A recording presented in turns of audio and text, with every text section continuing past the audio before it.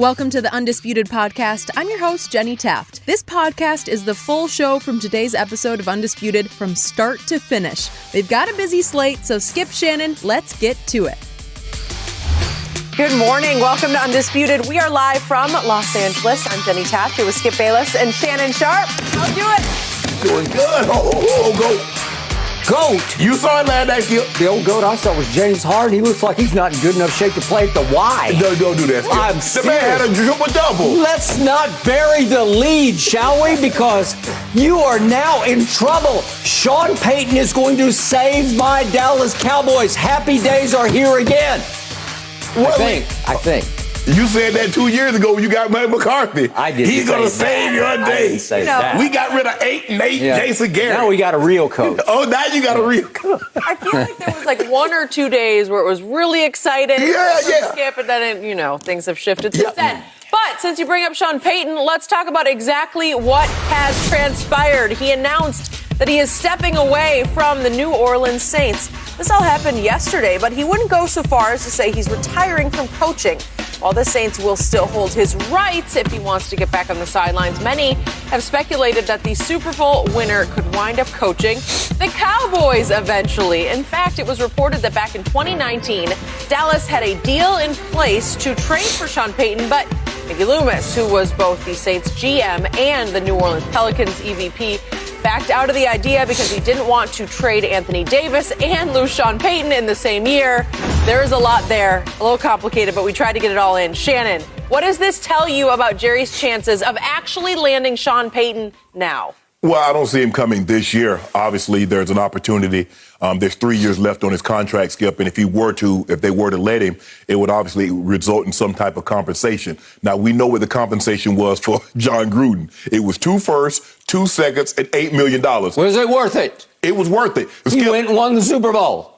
Albeit with a cupboard that was full thanks to Tony Dungy. Your cupboard is pretty full, but here's the thing, Skip. John Gruden didn't have a Super Bowl winning title on his resume. Sean Payton has that on his resume. So if he went for, that was in what, 2001? 2002.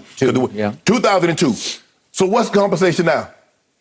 Are you willing to give that? Now, Jerry, he values draft picks, Skip. If you notice, what did he get last year? Michael Parsons, potential defensive player of the year, obviously, definitely defensive rookie of the year.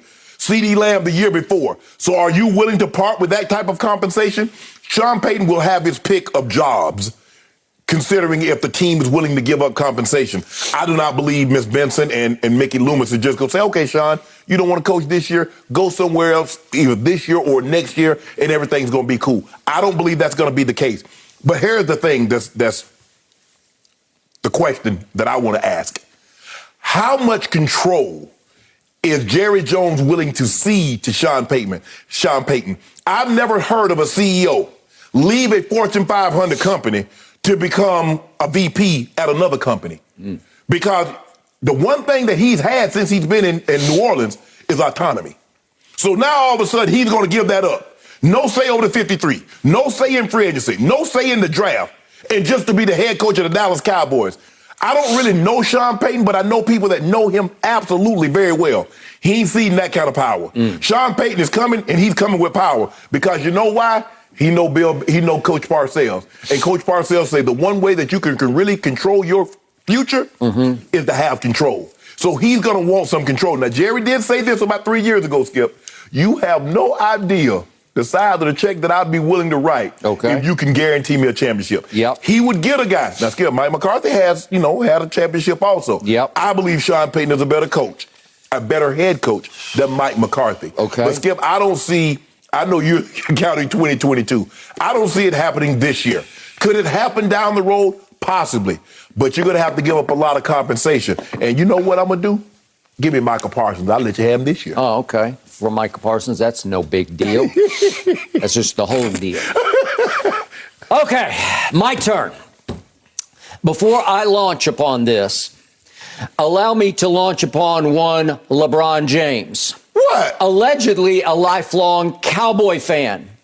Mike Florio writes in the excerpt from his upcoming book, that's what we're reacting to here, that this was a done deal in January of 2019 ahead of the Mike McCarthy hire, obviously. that it was a done deal that Sean Payton was going to Jerry Jones to be his head coach. Right.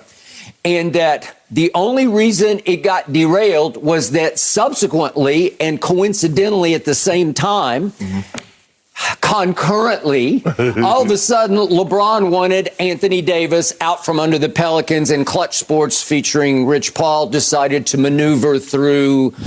navigate all the way through all the red tape and get him out of there to the Lakers. Yeah.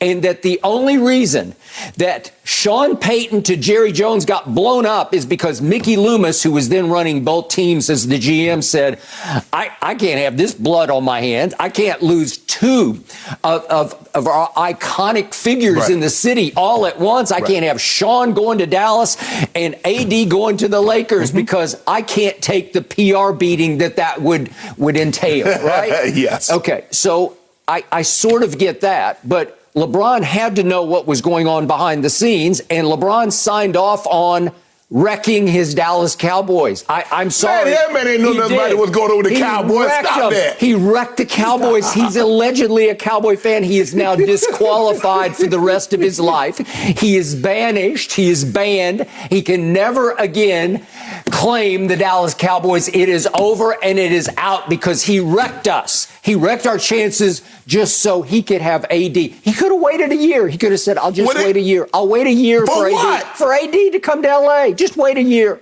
It's no big deal. Why would you, Skip? You do realize that man was like in year 17 and he gonna wait a year. Okay, well, I'm just saying, if you truly love the Cowboys, I would in the same circumstance. I don't love the Cowboys more than I love my own team. Okay, well, I'm sorry. I got to get that off my chest because he is out. He is banished. Okay, now back to the Florio story. Okay. I had never heard this. I was shocked by it. I tweeted late last night that I would love to see Sean Payton come to Dallas, but I can never, ever see Sean Payton coming to Dallas for the reasons you just suggested. It especially comes down to control. Is Jerry Jones truly going to cede total control? Because even to Bill Parcells, he didn't cede total control. Right. He sort of conceded, you run the football and I'll run the draft, right? Right. You can't.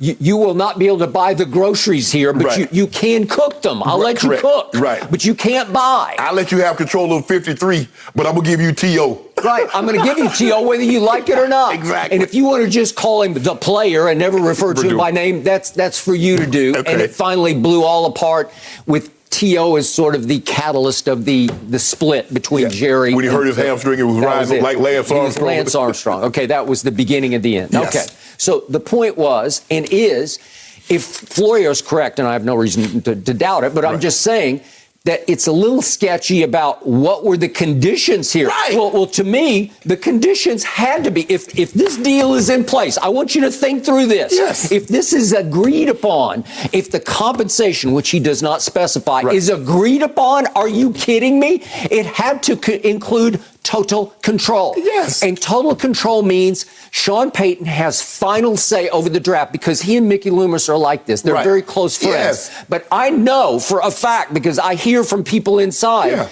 the buck stops on Sean's desk. And again, free agency or draft night, it just comes down to they collaborate. But in the end, if it's 50-50, I got final say. Yeah, I got final say. It's as simple as that. Yeah. If I see Taysom Hill out there and I say, is Green Bay trying to hide him? Or what are they doing? I love him. Right. Let's go get him. Right. Well, that's Sean's call. It's not Mickey Loomis's call. Right. So, way to go, Sean. Right. So, because he earned total control, because he won a Super Bowl, obviously, after the 2009 season. We get it. Right. And he and Drew Brees were the most successful, as far as points scored, coach-player tandem that we've ever seen. Correct. Over his time in the league. Yes. Okay, got it. Okay, so this just, my heart soars here because apparently this was a done deal, and apparently the compensation was agreed upon, and I have no idea, and I agree. I was right in the middle because I was covering the Raiders at this point, and it was stunning because, to your point, I'm talking about, this is 2002, this is 20 years ago. Right. 2 firsts, 2 seconds, $8 million. Right. Again, the Buccaneers all the way up to Malcolm Glazer and Sons running the organization. It was a beautiful move. They had to do that, Skip, because they had fired somebody that was beloved in the community in Coach Dungy. So you have to make a splash like that. Now, Skip, remember 2 years earlier, the New England Patriots gave up a first rounder for Coach Belichick, who had signed for a day. It was basically a first round. There was some other jockeying of other picks, but it was a first round pick. Right. It was. So we have. Was that a good deal? Sure, it was. So we have some reference. We do. Of what compensation could possibly be. Okay, so to your point, 20 years later, could the price go up a little bit over 2 seconds and $8 million? That's 20 years ago. Or could it be more of a straight cash deal? Because as Jerry, you point out, as he said, you have no idea the check I would write. Well, if this doesn't count against the cap, obviously, what check would he write to Ms. Benson, as you say, Gail Benson? What check could he write that would appease her enough that she'd say, okay, if that, because she likes Sean, they're close, okay, if that's what you really want. Okay, this brings me full circle to that bizarre media session that Sean did yesterday. Sean can be a little out on the edge occasionally. He can be over emotional, and he's got some diva in him. Of course. Okay, he just does because they all do. We get this. He spoke for an hour and 32 minutes to the media yesterday, which shocked everybody, including our friend Jarrett Bell, who wrote about this for today's USA Today. His opening soliloquy was longer than yours to start these shows. It went 33 minutes. He spoke for 33 straight minutes. You know, that's hard to do, actually. Right. Just go off the cuff for 33 straight minutes. I mean, you often do it on the show, but it's okay. No. Okay, but 33 is a long time. It is. Because he's just like spilling his guts, and it's a lot of melodrama. And he admitted that he went on the internet the night before to try to see how can you keep from crying while you're speaking publicly. What mechanisms what triggers can you use psychologically to stop the tears from flowing? So he had this trick and that trick, blah, blah, blah. Okay. And yet, when you boil down what he said, it was a whole bunch of nothing.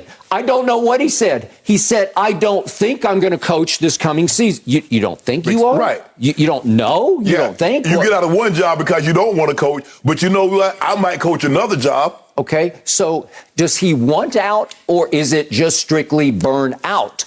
I don't know. Does he want to do TV? He was campaigning openly for a TV gig. Right. He was saying that he reads things on the internet. He's a finalist for some TV job, and he calls Don Yee, his agent, and says, do you know anything about this? No, I don't know anything about this. That's Tom Brady's agent also. Okay, I got it. He's an agent to a lot of big coach stars. Okay, so again, he's just like saying, I'm out there, I'm available, somebody come and get me. Would he like to do that for a year, or is the door slightly being opened for Gerald Wayne Jones Jr., the Dallas Cowboys owner, to jump in with both feet? With the compensation, Skip, the compensation definitely. If you leave, you have a job and you leave with 3 years left on that deal, Skip, the compensation, look, yes, I'm going to need monetary compensation, but the number one compensation in sports is draft capital. Okay, and what does Jerry always say? We don't play the free agent game. Exactly. We build through the draft. Exactly. And I must admit, as many issues as I have with Jerry Jones, they've been highly successful through the draft, and they did it again last year with Micah, right? Yes. Okay. Got CD the year before. Okay, they got CD. They got Trevon Diggs in the second round. Right. Okay,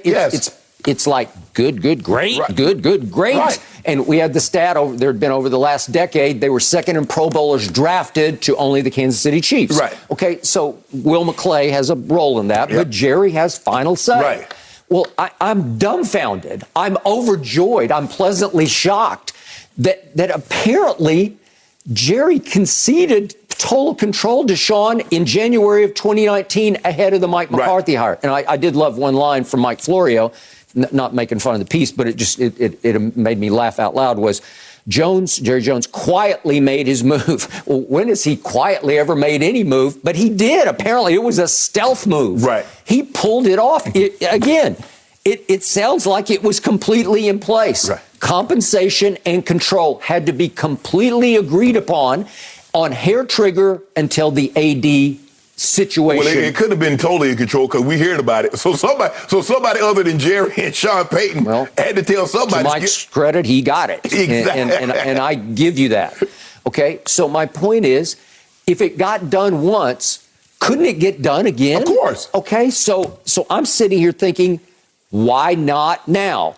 Was this the prelude yesterday to reopening that door so that that Sean could go back to Gayle Benson and say, look, I had a rough run. They had a hard year. And again, this happens to a lot of great coaches. Right. See that guy in New England, lose a quarterback. Yeah. You start losing games. Yeah, just not any quarterback. Okay. That quarterback. Okay, that quarterback. And Sean lost that quarterback and tried to get him back to come out of retirement last year. So he starts with Jameis, and they make an opening day statement against Aaron Rodgers and the Green Bay Packers. They take him. They dismantled the Packers, right? With Jameis at quarterback, and he didn't put up great numbers, but he made some big throws in that game, right? And all of a sudden you say, uh-oh, the Saints are back. They finished 9-8 because they lost Jameis, and then Taysom Hill battered up his hand. I don't know what it was. Trevor Siemian. And they go through 4 different quarterbacks. They get COVID racked in the middle of the season, right? Sean was gone. Everybody seemed like they got hit by COVID, but they had some big wins, twice over Tampa, and yet they teeter along and they get to 9-8. And for a coach who had all those glory years, all that incredible success with Drew Brees, I'm sure it took a lot out of him. Does he need a change of scenery? Is he close enough to Mickey Loomis and Gayle Benson that they would finally say, okay, if this is what you really want, let's make a deal with Jerry? Because it's sitting here right now. I'm going to say it again. Mike McCarthy got exposed last year. I don't care what you say. He was actually getting exposed his first year. There is no there. He is a spectator on the sideline. And I think Jerry, whose football knowledge I occasionally severely question, I think even Jerry can see that they start off 6-1 and they falter to 6-5. It was a complete face plant. It was a collapse.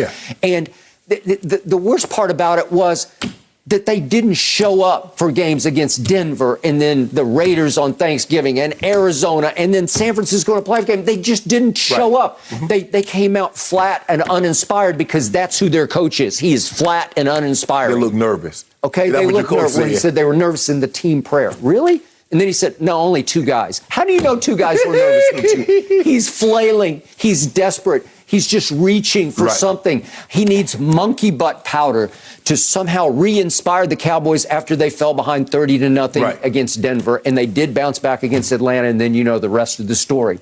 He was overmatched. He was in over his head. I don't know why. I got fooled because of Brett Favre and Aaron Rodgers. I give you that. So you don't believe it's going to happen? Believe what's going to happen? Do you believe Sean Payton? I believe there's a high possibility. Again, if you tell me it was a done deal in 2019, why couldn't it be a done deal again now? I don't know about the compensation. I agree with you. But again, I'm going back to this report that I do believe in. I believe in the credibility of this book and this excerpt from the book. If it happened once, why couldn't it happen again? Again, I don't know Sean's mental state right now. Is he just completely fried? Because sometimes that don't look like a guy that was completely fried to me. Okay, well, I don't know. That's hard to gauge from a distance. Do you need, like he said, thanks to Gayle for giving me he got 2 weeks off just to get ready for this moment. But this moment told us nothing. I mean, what you mean get to it? You ain't got nothing to do. You're not coaching the Pro Bowl. You don't have anything to do. Skip, there's no free agency. I mean, everybody's just like, it's downtime now, unless you're interviewing for coach. Well, first of all, they're not interviewing for coach because they already had a coach. It's not like the Broncos. It's not like the Jags or Minnesota or Chicago that's looking for coaches. The Giants, they're looking for coaches. There is no off time. But Sean Payton, what were you going to be doing? I don't know. And yet, Gayle Benson then was talking very positively about, we're going to find the successor. We'll find the next leader of our football team like they're going forward. And Dennis Allen obviously has been a head coach, has been a highly successful. And he was very good. He was very good. He was very good. Yeah. And the Tampa situation, when Sean Payton wasn't there, he did a great job. Okay. I got it. So, again, that would seem pretty obvious to me that Pete Carmichael is the offensive coordinator. I wouldn't trust that as much as I would Dennis Allen. But the point is, she was like, okay, next. And yet Sean's line was, to tell you the truth right now, I have no idea what's next. What is that about? Okay, that's a little crazy. And what did he say after? Remember, they got robbed. What was it? Going back the Rams, 2 years 2018? ago. It's the end of the 2018 season. And what was Sean's line about? He spent the next week locked in his house eating ice cream and watching Netflix for a whole week because he just couldn't bear it, you know, like trying to get over it. So he is highly emotional, sometimes over-emotional. And I'll be the first to say, I don't want to oversell this because I oversold Mike McCarthy, to your point. I just got blinded by the Super Bowl ring. He had one. Yeah. Even though it was 11 years ago, he had a Super Bowl ring. I got blinded. This was even further than that. Okay, it was. You know what? In 2009. 2009. I got that. And against the Dallas Cowboys, if you just want to go head-to-head, what's happened, he is 6-4 against Dallas. And I will remind you of some games. Do you remember even in that 2009 season, is maybe before your time watching them closely, but Cowboys went there late in the year when they were unbeaten. They were unbeaten, and DeMarcus Ware just took the game over from Drew Brees, and it was low scoring, but they beat him. Right. Remember end of 2018 season at Jerry World on that Thursday night? They just shut down Drew Brees. Remember that? Skip. And, he's had some, he lost at home to Minnesota. He did. He lost at home to the Rams, the one you're talking about. They had a lead, and they gave that up to the Minnesota Miracle. Yeah. So Okay, so I'm not saying this is Vince Lombardi meets Bill Walsh No, Bill Belichick. It's not like that. No. Okay, but he's very good at what he does because he's got some edge to him. I think players do fear him. Oh, he's totally different than Mike McCarthy. Very different.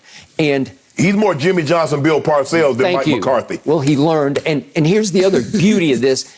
At least he was there under Parcells in Dallas for 3 years. Yes. And at least he's chummy with Jerry and Jerry Jr. and Stephen Jones. And there's an anecdote about Jerry and Stephen and Jr. were on the field doing an interview for Dallas local radio interview before the game at New Orleans this year on that Thursday. And Payton photobombs it and comes up and jumps in the middle of them, has got his arms around them, and they start telling stories. And he told the story about going into the draft room in his first year in Dallas in 2003 saying, you got to draft this kid Romo. Well, they both went to Eastern Illinois, and so Jerry's kind of disqualifying this new quarterback coach that they just hired because it's like you're being true to your school, right? Yeah, exactly. Right, Yeah. And he wasn't. You're doing somebody a favor. Right. And he's saying, no, you got to take him. He can play in this league. Right. And it was Payton pushing to go sign him as a free agent, and they actually stole him as a free agent for like $15,000. Right. And you know the rest of the story. Correct. They got a starting quarterback out of it, albeit one who drove me out of my mind. But still, that was pretty good. And so they were commiserating. They're close. They're chummy. Yeah. So that surprised me that they're bros, man. I mean, again, Jerry would feel very comfortable on a friendship basis with Sean, which is, as you know, crucial to Jerry to feel like he has an open line of communication to the coach. Okay, you can have the open line, but I need control. Okay, well. That's what I need, Skip, because I need to be able to, first of all, I need the players to know the buck stopped with me and not you. I totally agree. Well, again, I'm harking back to this report. It had to be conceded in 2019 or there's no way Sean would have agreed to this. So he does have some Jimmy in him, and Jimmy did have almost total control, except in the draft room. Jerry would say, it's what he used to tell me for the books that I wrote, I coach the coach in the draft room, in that when push comes to shove, if I think Jimmy's getting a little too full of himself, getting a little too ahead of himself, I'll say, slow down, slow down. Okay, but it still felt like in the end, Jimmy got final say. Because, Skip, Jimmy, you have to understand, Jimmy was coming from college. These guys that they're drafting are in college. Jimmy recruited a lot of them. He knew who could play in his system. Well, you knew who he knew could play. Was this little running back up forward. And he was a little running back. And he starts falling through the draft. And all of a sudden they trade up from, I believe, 21 to 17 to snatch him on the free fall. Because he ran 4.6 at the combine. Exactly. 4.6. So that's the thing. My thing is, Skip, look, if he's angling for, he's going to have his choice of TV jobs because coaches of that kind of pedigree don't come available very often. And he's glib. He's witty. He's a good quote. I mean, I'm sure we can make room for him over here. I'm sure we could. So he'll have his choice of jobs. The only thing, Skip, the compensation and the amount of control that he's going to have, because it's hard for me to see a scenario, somebody that had the autonomy that he had in New Orleans, he goes to Dallas, and he's a Mike McCarthy, he's a Jason Garrett, he's a Dave Campo, a Chan Gailey, a Wade Phillips. That doesn't strike me as Sean Payton. Does that strike you as his personality, that he's going to be okay with his game plan? Ain't nobody calling the plays but Sean Payton. That's a fact. Kellen Moore's not calling no plays. Kellen Moore would be gone. Okay. He would have to be gone. All that stuff where, Jared, I would keep him, because normally the head coach comes in, he brings his staff. Well, Kellen's going to stay, and this guy's going to stay. That was a condition for Mike McCarthy to take the job. Kellen's going to keep calling plays for Dak. That ain't happening. Really? That ain't happening with Sean Payton. Okay. Would you not be more fearful of my team's ability to succeed if Sean Payton were the head coach? Yeah, because he going to crack the whip. He would crack the whip. It would change life in Dallas. So, Jerry, you got to do it. But the first thing you're going to have to do, Mr. Jones, is swallow your pride and say, I made a mistake with Mike McCarthy, right? So I'm going to call you some cases to do because I tried to tell you it was a mistake. No mercy. LeBron got some help from Anthony Davis last night as the big man finally returned to the court, but it was still the King that stole the show with 33 points in the Lakers' 106-96 win over the Nets. LA got back to 500 with the win, and LeBron credited AD with a big reason why the Lakers are moving in the right direction, saying he adds another playmaker, another dynamic player on the floor where you can't have all eyes on myself and Russ. Mellow. So, Shannon, LeBron has been playing at an MVP level recently. We know that. So why aren't the Lakers better? The cast they're not good enough, Skip. You can't have Stanley Johnson in the starting lineup on a third 10-day contract. Avery Bradley was released by the Warriors a few days before the Lakers signed him. He's in the starting lineup. AD's been injured. Russ has been up and down, mainly down than up. He's played better as of late, but they're just not good enough. They're not. I mean, you saw James Harden last night. Had a 33-point triple-double, and they got blown off the court. So you need pieces around you. One guy's not carrying a team or consistently. Yeah, you can win a game here or there, but you're not winning. And you look at last night, Skip, going into the fourth quarter, the Lakers had lost the offensive rebounding 17-1. The only reason they won the game because Brooklyn is worse than they are without Kyrie and KD. Skip, how you win a game by 10 points and you get out-rebounded by 21? You don't win no games like that in the NBA. LeBron James has been great. He's been playing at an MVP level since he returned. He came back, then he got suspended. But since he's been back, Skip, he's been phenomenal. But, I mean, come on. I mean, Austin Reeves is a key contributor. Skip, he's an undrafted rookie. You tell me all the time. Austin Reeves is in the closing rotation as an undrafted rookie. He had 4 offensive rebounds last night. They only had 5. AD, I'm happy AD's back because what he can do defensively, Skip, he can erase a lot of mistakes. And guys have to be conscious of him being back there because he's a potential defensive player of the year candidate. So, yes, he can erase mistakes. But, Skip, I need more than 2 rebounds in 25 minutes. I understand that his offense was going to be slacking because the guy hadn't played in 2 months. I give you that. And I'm cool. 3 of 8, he had 8 points. But come on. You don't need anything. You don't need no rhythm to get rebounds. You just need effort. So I think with the AD being injured, Russ being herky-jerky, and the guys that they have, Skip, think about Tucker. He was 0-6, 0-2. He had played 19 minutes. He gave you 0 points. And Kent Bazemore, Reza, all those guys have started at some point. What? DNP. Wayne Allen, DNP. Dwight Howard, DNP. DeAndre Jordan, DNP. They still won by 10. That's my point. And there you have it. And you see what James Harden had a 33-point triple-double. So you need a supporting cast. There's a reason why the Golden State Warriors, there's a reason why the Milwaukee Bucks, there's a reason why the Phoenix Suns are where they are. Because, yeah, their stars give it to you, Book gonna give it to you, but you still got CP3. You still got DeAndre Ayton. You still got Middleton in Milwaukee. You still got Holiday. You still got Bobby Portis is playing unbelievable. So, Skip, you need a supporting cast. One guy ain't carrying you nowhere. Those days are over. Those days are over. Since LeBron left the East, ain't no one man dragging some guys to nowhere. Okay, my turn. I'm seeing a very different LeBron James this year. And I don't mean what I'm going to say as condemnation of LeBron in year 19, but I'm seeing a basketball genius who decided, if not conceded, that this team is going nowhere. I believe that he believes that now it's all about chasing, catching, passing Kareem.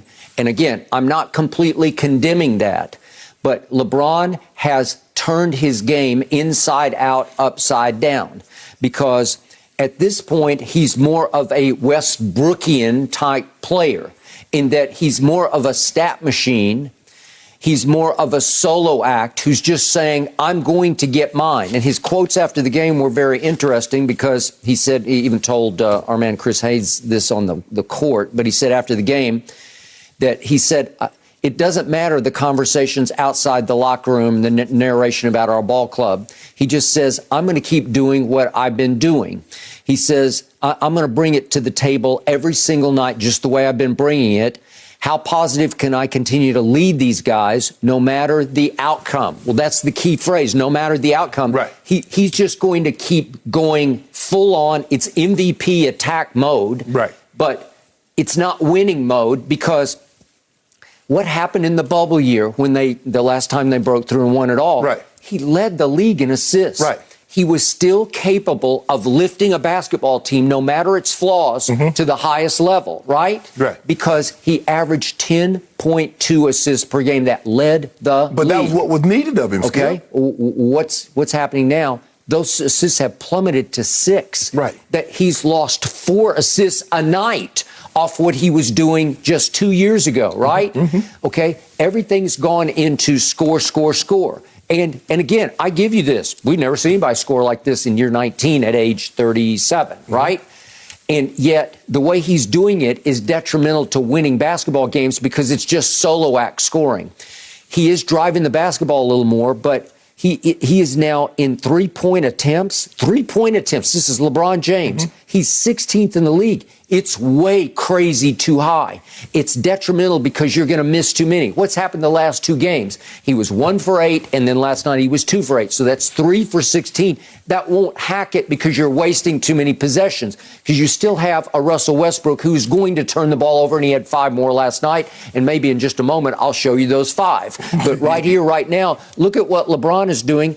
He has plummeted as a 3-point shooter to 35.2%. That's even below his career average when he was below average already. Now he's mostly a sorry 3-point shooter who is 16th in the league in attempts from 3. Shannon, it won't work. But it'll work to catch and pass Kareem because 3 is more than 2. So he's just saying, I'm going to take 8 a game, and maybe I'll get hot. And he made a couple in a row last night, and I thought, oh, okay, maybe he's going to go now, because sometimes he just goes off when he gets hot. But he didn't. And his misses are often Westbrookian, where you just say, LeBron, that was terrible, because he is not a good 3-point shooter, because look at where he ranks right now. There are 154 qualified 3-point shooters in the whole league. He ranks 92nd. Well, it's so far down the list that you should be shooting 3 or 4 a game instead of 8 a game. So let me ask you a question. So if he shot fewer threes, they would be better? Yes, if you're trying to win. Are you trying to catch So let me ask you a question. So how does that... So okay, wait. Look what happened. What happened at Orlando? I believe that Frankie V's job was teetering at that point. If they had lost to Orlando, what night was that? I'm losing track. Was it last Friday? Friday night. Friday night, right? At Orlando. This is like do or die because they got the worst record in basketball, right? And they got the worst home record. And what happened? Melo happened. Well, every once in a while, when you kind of least expect it, he goes off. What happened last night? Why, in the end, did they win this game despite losing the boards, as you just said, by however many that was? What happened? Malik Monk and That's Carmelo. correct. Malik Monk made 6 out of 12 threes, and Carmelo chipped in with 3. Right. Well, okay, so that's 9 of 19 right there. That will get it done because, look, they went up with 12 threes to only 7 for Brooklyn. Let me ask you a question. How often have we seen that happen? See, Skip, you're under the assumption that these role players are going to play like this on a nightly basis. We haven't seen that. Okay, One thing that we have seen... Okay, that's why they're 24 and 24. Oh, thank you. You just made my point. You making it seem like LeBron James shooting threes is the reason why.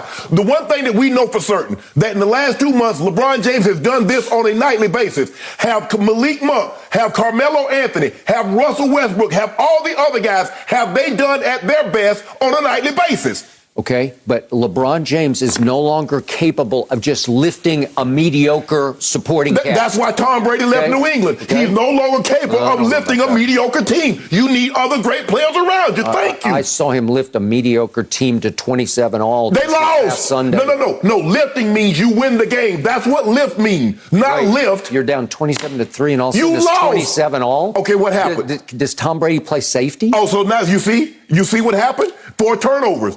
Does Tom Brady play safety? Did he create those turnovers? No, but the Rams do turn it over, and 2 of them they just handed to you, okay? All I'm saying is this. LeBron James is playing at that level, but I don't care what level. We saw James Harden score 37 a night.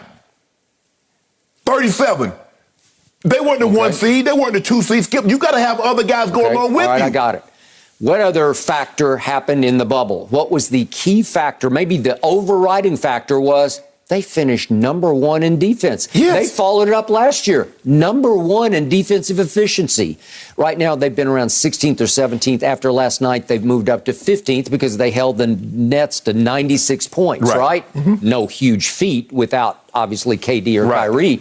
But defensive efficiency, they're still right in the middle of the pack. They've gone from number 1 to number 15. Well, Okay, LeBron has ranked below 200 most of the year. He's come alive a little bit because I think he's hearing some criticism from somebody over on this side of the table, maybe, who knows.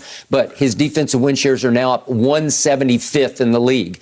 And last night, he'll pick his spots. Yeah, you saw that. If we could see this, I believe it was late. Shoot the gap on him, Bron. Yeah. Well, no, this I'm going to show you this one. This is late in the first half. This is 1:26 left. He will do spotlight defense when he knows the camera's on him. This is against LaMarcus Aldridge, and he says, "Okay, I got you." And all of a sudden, they just 2 old war horses say, "Okay, let's do it. Let's do it right here. Let's do it. Let's do it. Let's play football." Well, LeBron just fouled him about 5 times. No, he fouled him 1 time right there. He got him on the up. I think he fouled him 5 times. But the point was, it's like, ooh, LeBron's playing D. Well, he gets it when the spotlight is suddenly on him versus LaMarcus. He will crank it up, and here we go. And then to your point, mid-4th quarter, we had back-to-back possessions. You saw it. Where he said, he called himself Ed Reed. I went Ed Reed. Yes, okay, he did. Way to go. Here's the first one. He see it coming. Oh, got you. I got this. I got it, and I'm going to go slam it. I'm going to go showcase it. He never did the dunk contest, but he did that. In-game dunker. Okay, he's an in-game we dunker. Dunk on folks, then he comes dunk in right real back, games. and here he goes again. He's got him on the run. Greatest front runner ever in the history of sports is LeBron James. And he snakes it, and he slams it, and then he celebrates. He celebrates. It's over. Look at this. They are celebrating. They just won another championship. It's unbelievable. So let me ask you a question. They're beating the Nets without KD and Kyrie, and they won the championship. So let me ask you a question. So Tom Brady throws a touchdown. They were behind. He runs down there and celebrates. They're the odds-on favorite to win the championship. They were. Are the Lakers? And guess who was the odds-on favorite to win the Super Bowl? The Tampa Bay Buccaneers. Well, that's why he would celebrate. Okay, so that's why he would celebrate. Okay, do you think they're still the odds-on favorite? No. Because the Bucks were going into the game Sunday. Are they still? Well, no, they lost after 27 all when they had a complete breakdown on defense against Cooper Bleepen. Why were you celebrating after 27-3? Why did you score a touchdown and make it 27-3? Why? Because you're the GOAT. GOAT! Oh, he's the GOAT! Phony GOAT. The real GOAT. You're celebrating against the Nets? Wait a second. Was Brady playing the Nets on Sunday? Hold on. Nets? When he was playing the Eagles, he celebrated the Saturday before. He was just celebrating. He was just let go. Well, it's called the Super Bowl. Is that the Super Bowl? No, I'm talking about last Saturday when they beat the Eagles, the hapless, lowly Eagles. Well, that's called a playoff game. Was that a playoff game? Skip, all I'm saying is this. You know LeBron is playing at a level. You know his role players aren't up to par to get this man a championship. You know that. Okay, and as much as Russell Westbrook stayed out of the way mostly last night, I'm going to give you this. You still have to overcome even 5 turnovers. Could we please see our daily Russell Westbrook blooper reel? Well, they only had 8. He had 5 of them. Here's his 5. Russ? Whoops, Russ, eye on the ball. Nope. Russ, what was that? Was that a shot or a turn? I don't know what that was. Just Russ, that's a bad idea. Russ, come on. Oh, God, Russ. There are 2 black shirts in between you and LeBron. But he's telegraphing it. The guys can see it. The fans call out, he about to pass it. James just took it right out of his hand. Russ. And he shows no remorse. He just goes to the bench like, I'm Russell Westbrook. Don't you know who I am? But think about it. Now think about what you just said. Every day we come out here, we show the Lakers. You show a blooper tape, and then you wonder why LeBron James can't win more games. Okay, you just showed why. I just said I'm going to give you this. You have to overcome that. And meanwhile, Russell Westbrook is saying, could you just quit shooting so many brick threes? Because, again, he says, I quit shooting threes.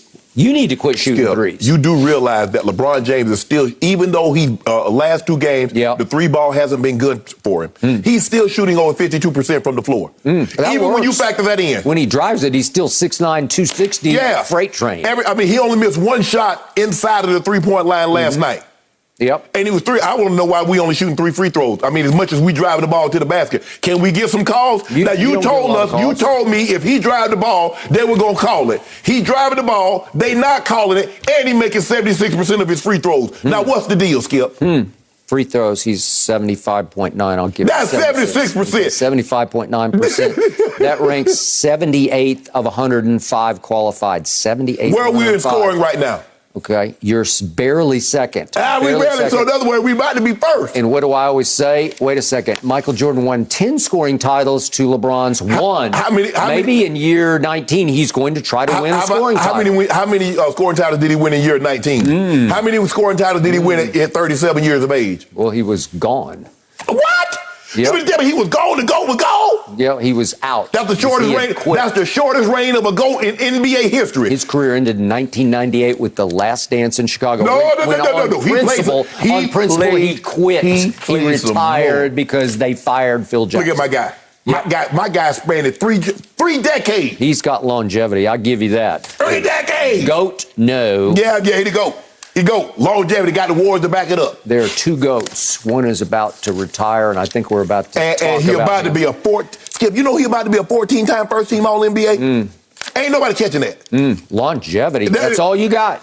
But even if you have longevity, you got to be good at it. Maybe you can win a scoring title for a 500 team. Way to go, LeBron. Oh, no. Jordan done that a lot.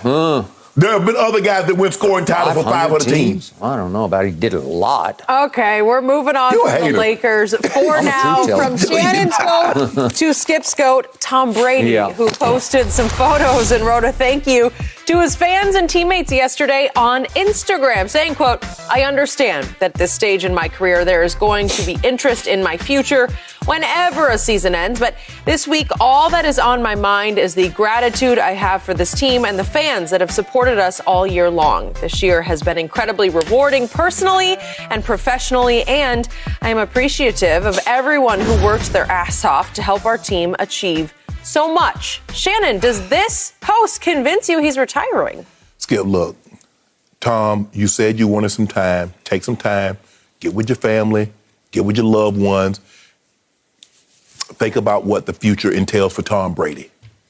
Okay, stop with the breadcrumbs. Stop with the breadcrumbs now. Okay, hopefully this is it. Now, I don't want you to turn it into Aaron Rodgers, and every time I turn around, there's something under you talking about what you're going to do and the timeline that you're under. You said that you wanted some time. Take the time. Stop. This is not a Hansel and Gretel. Stop dropping the breadcrumbs. Oh, I really want to thank everybody everybody was so good and everybody worked their tails off. Just let it go. We want to give you as much space and as time as you and your family need to make this decision. But stop bringing us in here where we got to comment on it, what Tom's doing. Because Tom likes some attention, I'm thinking. That's what I'm starting to think. Because he could have easily let this go. He said what he said. I'm cool with it. Man, Tom said what he said. We talked about it on Monday. Okay, when he has another decision, we'll address it at that point in time. But here comes something trickling out again. Nah, bro, let it go. You're going to make your decision. We want to afford you the courtesy and the space that you need to make your decision by not bombarding you every day. Hopefully, reporters are not calling him. Hopefully, they're not hiding out in the bushes. Tom, what are you going to do, Tom? When are you going to make your decision? What time? Yada, yada, yada. Let the man have his space. Let the man enjoy his family. I know the way it ended, he did not anticipate having to have this kind of time to make the decision, Skip. He was hopefully looking to make this decision after February 13th. I'm sure that's what I think the Super Bowl is February 13th. Yeah, it is February 13th. Hopefully he was having it like, okay, now I can make that decision. I can ride out like a John Elway, like a Michael Strahan, like a Jerome Bettis, win Super Bowl 8. Woo, I'm up out of there. So for me, Skip, look, it definitely, after I heard him say what he said, started talking the way, I was like, okay. And then when I heard the podcast with Jim Gray, and he's talking in satisfactory terms. You satisfied? I've never heard him say that before.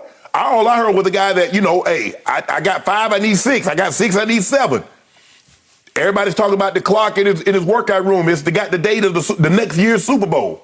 So for me, yeah, Skip, it's all indications, is pointing in the direction that Tom Brady is, we can't even say on the clock. It seems like he's already said, you know what, hey, I know what my decision is. I'm just going to take my time to make sure. But yeah, all arrows are pointing in that direction. And the direction is, that's right. The direction is the exiting stage left. Yep. Okay. I'm slightly offended, and I believe my man Brady would be extremely offended by your notion that he's going Aaron Rodgers as in sympathy, plea, or ploy. No. I'm scared. I'm saying, Skip, okay, you said you wanted time. Okay, we're going to afford you time, but stop dropping the breadcrumbs. Okay, but breadcrumbs came from the Hansel and Gretel fairy tale. Yeah. What happened to Hansel and Gretel? They're trying to find a way. They're trying to find a way. And then what happened? Well, he's trying to lead us to what he's going to do. Yeah, and then what happened? What was their Well, fate? we know what the fairy tale. I'm just saying, I don't need any breadcrumbs. I don't need to follow you to what you're going to do. Tell me when you're ready to tell me, and I don't want to have to. Unfortunately, they got cooked by the witch, right? They got cooked. Well, can you just lead the story? Why you had to go I all don't the way know how that can be a fairy tale, because that's just horror, right? That's just like a horror story. Okay. All he did, this was his final message on Instagram. Are we sure? To his team. And again, what is horrifying to me is it's all past tense. And it's all about gratitude. It's all about thank you. I love you all. Thank you for living and dying with me this year. Because, as he said, we went out fighting. Past tense, past tense, past tense. He's never been about past tense. Everything is weird. I told you yesterday to start the show, high-ranking Tampa Bay source told me that they were horrified because they wanted to hear after the game, let's go. Right. You know, because after the Super Bowl win, it was, hell yeah, I'm coming back, right? Like he was offended by the question. Correct. He was not offended by the question. He ducked it and dodged it and said, I need some time. Right. And my source told me, we will be surprised. And then he amended to, no, we will be shocked. Pleasantly shocked, but shocked nonetheless if he comes back and plays. Correct.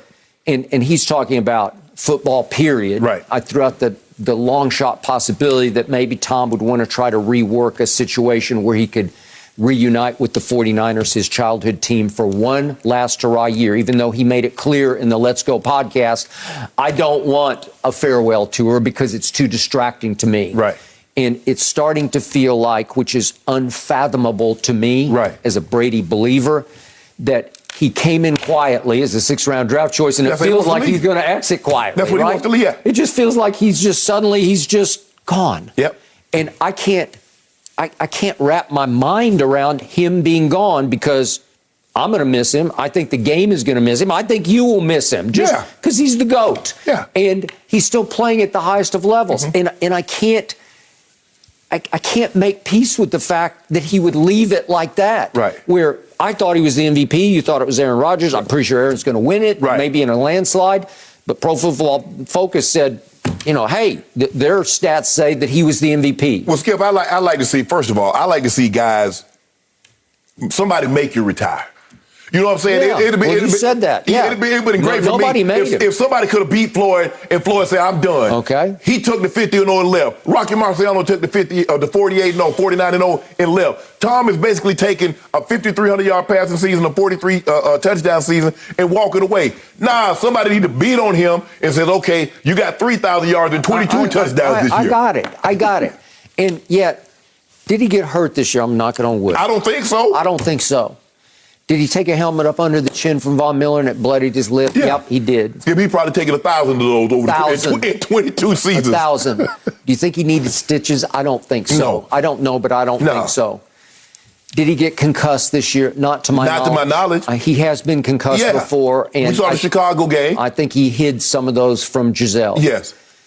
Okay, so I've told you from the start, I admired him the most off the field, juggling family and football, because he's been obsessed with football up to this point, because it's the only way. He's actually an overachiever because he doesn't have the greatest ability. Right. He's got a good arm. I'm not going to call it Dan Marino, John Elway's arm. Right. But it was better than average. Yes. Throws a sweet ball, very accurate, gifted that way. But still, it took a lot of obsession. It took a lot of film study. Right. It took all in the offseason. It took having Alex Guerrero living at his house, basically, to keep his body right at age 44. Of course. But he was doing it at the highest level.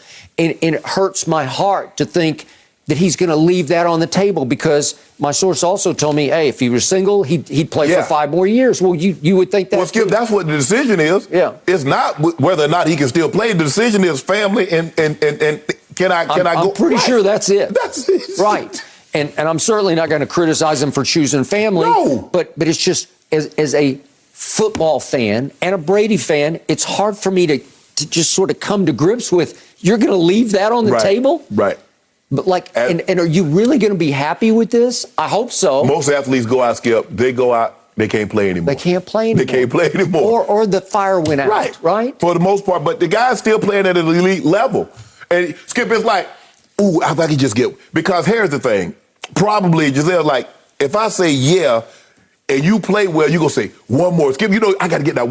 Boy, I'm going to do this one score, this one lick, and I'll be done. And then you get it, it goes off without a hit. You say, well, you know what? That kind of went off without a hit. What happens? He comes back, Skip, and he wins the Super Bowl. You think he going to want to walk? He going to want to walk away? Giselle said, nah, this is it. Nah, baby, that's it. That's it. Come on. You've been promising me this for 13 years now. Okay, so this is just pure speculation on my part. Is it possible a month or two would pass? We don't know the 49ers' fate. What's going to happen out here at SoFi on Sunday? What's going to happen in the Super Bowl? Don't know. Maybe doesn't matter, because I'm pretty sure they're about to be done with Jimmy G. So is it a long shot possibility that he would go to Giselle and say, hey, we had this shot before and they didn't want me, but they'll take me for 1 year as another bridge to Trey Lance. Just 1 year for my team that I grew up living and dying for, because I was the biggest Montana fan. Correct. Let me go finish there, because that's how it should have ended, right? I should finish there. He ain't going for that. Okay, I don't know, but because he's still under a contract, because he took the extension for salary cap purposes. Right. And Tampa would have to do him a favor after he they would did them definitely the do it. biggest If that's favor. what he wanted to do, they would definitely do it. They would have to just let him go with no compensation Right, from San Francisco Right. back. It Right. wouldn't be like a Jerry Jones, Sean Payton thing. Right. They just have to say, hey, you blessed us with Super Bowl. We'll bless Right. you with San Francisco one last time. That's the thing, Skip. I don't think he's juggling. Man, can I still play? Is my body holding up? That's not what the catch-22 is. That's not what the dilemma is. Excuse me, I shouldn't say catch-22. The dilemma is family in football. Not whether or not he can still play, that's undeniable. We know he can still play. The number says he's still playing at an elite level. The number says he's a top 3 quarterback currently playing. That's what the numbers say. What they say. So that's what the dilemma is. It's not whether or not I can still play. Family in football. And I believe family is finally going. They say, Skip, what is the 3 F's? Family, faith, football. Yeah. Well, a lot of people have faith. But I'm just, Go ahead. Yeah. But it seems like family is finally going to win out over football. It does seem like that, but I'm going to ask the deepest, hardest question. Okay. Does family want him full time if ultimately he's not happy doing that full time? Well, family says we've been unhappy for a long time. I agree. I can't argue with that. I got it. They said, well, so we think we'll be able to trade a couple of years, and then after a while you realize it's okay. Okay. You'll be okay, and it'll be okay. That's it. That's tough. Skip, and he said it. We think we're going to play we think we're going to live forever. We're not. We think we're going to play forever. We're not. His father said they're going to have to drag him off the field. Well, I don't think so. Not this way. Nah. Sometimes, like you said, Skip, if you're single, they drag you off the field. When you married, the wife come drag you off the field. It's that time of year, though, so we're going to speculate Sean Payton's future, Tom Brady, Aaron Rodgers. Are we in for many more months of Rodgers speculation as well? Or should Green Bay help speed the decision along? No mercy. Fox Bet Super 6 wants the nation to stack the cash again for the 49ers-Rams NFC Championship game on Fox. Last week, the jackpot reached for $325,000, and they want to make it even higher this week. So scan the QR code, enter the NFC Championship contest for your free chance to win, and invite your friends to play too, because the more people who enter, the bigger the jackpot gets. So Aaron Rodgers, well, he's always opinionated when he's talking to Pat McAfee, and he told the show yesterday that he planned on making a decision about his future in Green Bay, quote, sooner rather than later, and hinted that it would come before NFL free agency period begins. According to one NFL writer, the Packers could expedite his decision by offering him a major contract that fully guarantees at least 2 years of compensation at or beyond the top of market. So, Shannon, do you agree Green Bay should go ahead and pay him top dollar for the next 2 seasons? No, because I don't believe this is about money for Aaron Rodgers. Skip, he's made $264 million on the field in his career. So I don't think this is about... He must have made $264 off it with those State Farm bets, right? Well, he's close. I'm sure he's been well compensated for that. Skip, this isn't about money. Aaron Rodgers, Skip, we've all seen the movie where somebody has gotten slighted and they spend the entire rest of the movie trying to get back at said person that slighted them.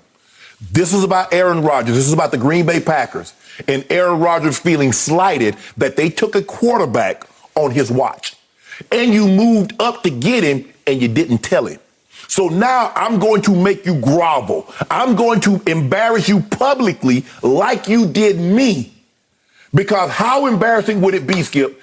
Let's just say for the sake of argument, you offer Aaron Rodgers 3 years, $150, 100 of it fully guaranteed over the first 2 years, and he tells you no. Now what? This was all about Aaron Rodgers. Aaron Rodgers is a guy that if you wrong Skip, if he feels you slighted him or you wronged him, there is no length in which he won't go to let you know what you've done and to try to embarrass you like you did him. That's what this is about. Skip, what else can they do? They've gotten on their knees. They've gotten on their private jets. They've flown cross country several times. They've given him, they've seen it. Okay, you want this? Okay, I'll go get you that. And now he talking about me and Brian, we're in the best place we've been and yada, yada. I'm not going to leave him standing. He talks about I wouldn't do that to him because, all this. Goody. He's Goody now. That's what this is about, Skip. This isn't about no money because it wasn't like Skip. It wasn't like they was paying him $12 million a year. Hell, he's at the top of the pyramid for the longest time until all these new contracts started getting redone. Now he's in the middle of the pack. Now he's in the middle of the pack. Skip, it's not about money because guess what? Didn't they try to offer him a contract last year? I don't think so. I never got that. I don't believe they did. I believe they would have given him what he wanted. Skip, they took a year off the contract. So it's like, okay, we'll make it. That's all they did. That was the concession. We'll take 1 year off. I don't believe this is about money. I believe this is about Aaron Rodgers trying to get even for what he deemed was a slight by the organization by taking a quarterback, and I'm still your quarterback. I'm Aaron Rodgers. Okay, let me take that back. I'm Aaron bleeping Rodgers. I'm the most gifted thrower of the football, and y'all did this to me? Okay. This is what I'm going to do for you. But he got even. He got his revenge. He's won back-to-back MVPs. And all of a sudden, he left him hanging twice in big playoff games at home. Right? But that's not what it's about, Skip. You can leave somebody at the altar, they can get married, but it's the fact that you left them. They get happily married now, got a nice family. They're going to write in a book how X left them at the altar, how X wronged them. We see that all the time. Skip, I know you ain't on social media, but every time, all they do is they put up there, well, you ain't do me right. You ain't do this. You ain't, whoa, you got somebody. Why you care what he doing and what she doing? Live your life. It's about embarrassing. And that's what he's trying to do to the Packers. Packers should move on. I ain't offering him nothing. Offer him a bus ticket up out of here. Now go find you somebody where you want to go and tell them to come talk to Goody and tell me what the compensation they're going to give me for your butt. By the way, I'm big on social media. I just don't read all my responses. No, I'm talking about responsible. I'm talking about when, I know you ain't on Ball Alert and Shade Room, how this person. Well, why you care? Kanye putting out stuff about Kim Kardashian. Whoa. I see it. You saw that? Yeah. Why you doing that? That's the mother of your kids. You knew about her when you That's another story. Giddy, I will let that go, Giddy. It ended badly. Okay. For me, occasionally, I see money become a principle for somebody. And I believe that in this case, if they went to the top of the chain, if they went to $50 million for 2 years, guaranteed 50-50, $100 million for 2 years, and then we'll call it a day and you can go wherever you want to go. I believe Aaron would do that on principle alone because that would be the ultimate get back. We're going to give you the most security we can possibly give you. We're saying here, we're handing you the keys to our kingdom. You're it. You're in charge, basically. You don't think a new team would give him that? New team would give him more. Give him more years. I don't think he wants to go to a new team because I don't think he wants that pressure of having to start over and win in the postseason for the Broncos or the Dolphins or whoever it might be. I don't know. Or the Colts. The Colts. Whoever it might be, it could be anywhere. I don't care. I don't think he wants that. I think his comfort zone is in Green Bay. It is. Because he knows Packer Nation still loves him because they think they still need him.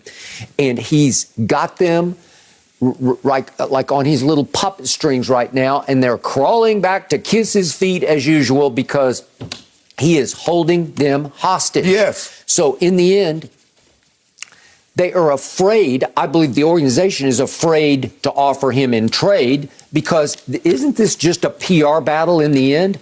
I believe that they're unified in wanting Aaron with all great enthusiasm to come back because they don't want that blood on their hands. Right. They don't want to say, we pushed him out the back door or we traded him because he could come back to haunt you.